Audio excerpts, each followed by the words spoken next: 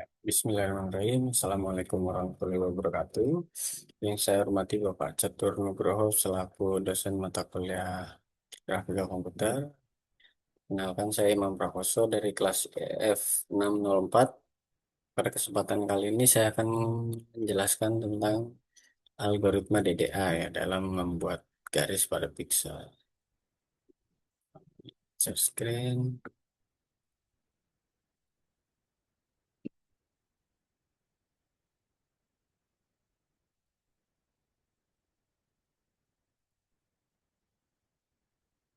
DDA ya atau Digital Differential Analyzer. Ini algoritma DDA ini merupakan salah satu metode untuk menggambar garis di layar komputer. Tuh.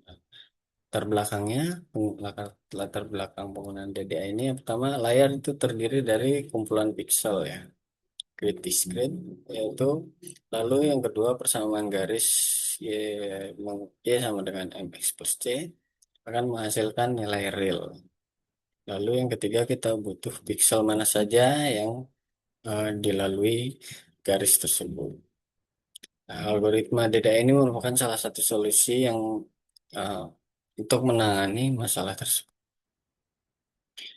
Pengertian DDA, apa itu algoritma DDA? Ya, algoritma DDA atau Digital Differential Analyzer ini adalah metode dalam grafika komputer untuk menggambar garis lurus dengan cara menghitung titik-titik piksel secara bertahap dari titik awal ke titik akhir. Nah, algoritma ini bekerja dengan menghitung titik-titik piksel yang berada di antara dua titik ujung garis menggunakan operasi penambahan atau increment secara bertahap. Tujuan algoritma ini menggambar garis lurus ya, pada layar yang berbasis piksel, lalu menentukan titik yang paling mendekati garis ideal, lalu mengubah persamaan garis menjadi bentuk discrete atau piksel. Nah, ini algoritmanya. Pertama masukkan nilai X1 Y1 lalu dan X2 Y2 atau titik 1 dan titik 2. Lalu hitung DX-nya yaitu selisih antara X2 dan X1. Lalu hitung selisih antara Y2 dan Y1 sama dengan DY. Lalu kita hitung stepnya ya sama dengan max dari DX dan DY, nilai absolut dari DX dan DY. Nah, akan diketahui mana nilai terbesar antara dua titik tersebut ya. Di antara DX atau DY, nilai maksimalnya itu merupakan steps-nya atau langkahnya. Nah, X increment itu sama dengan DX per step, lalu ya increment-nya sama dengan DY per steps. Lalu kita set X sama dengan X1, Y sama dengan Y1. Lalu kita looping, ya dengan nanti di looping pada setiap stepnya dan akan menghasilkan titik ya, titik di step-stepnya. Step pertama X-nya berapa, Y-nya berapa, titik kedua X-nya berapa, Y-nya berapa, nanti akan menghasilkan titik-titik tersebut. Seperti itu. Nah, ini contoh kasusnya aja. Pertama, misalnya diketahui titik pertama X1 Y1 sama dengan di titik 2,3. Lalu titik kedua ada di koordinat 11,7 ya, X2 dan Y2. Nah, ini lalu tentukan titik piksel untuk membuat garis di antara dua titik tersebut.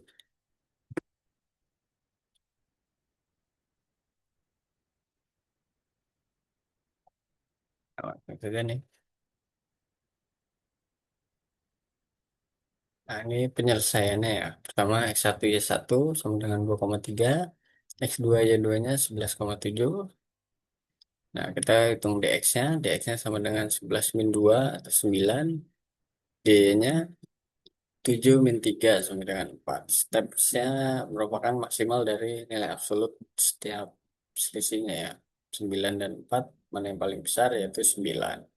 Maka X incrementnya sama dengan 9 dibagi 9 dengan 1, Y incrementnya 4 bagi 9 atau sama dengan 0,44. Lalu kita looping ya.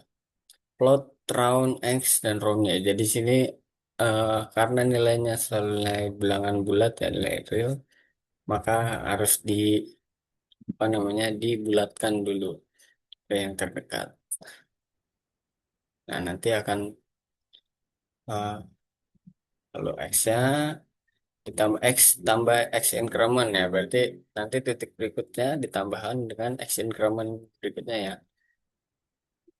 Nah, misalnya nih titik X ya, X itu incrementnya satu, jadi titik pertama kan ada di dua. Nah, titik kedua pasti ditambah satu nih berikutnya, tambah satu, tambah satu, tambah satu. Sedangkan di titik Y-nya itu ditambahnya sebenarnya 0,44 ya. Tambah 0,44 belum naik dia masih 3.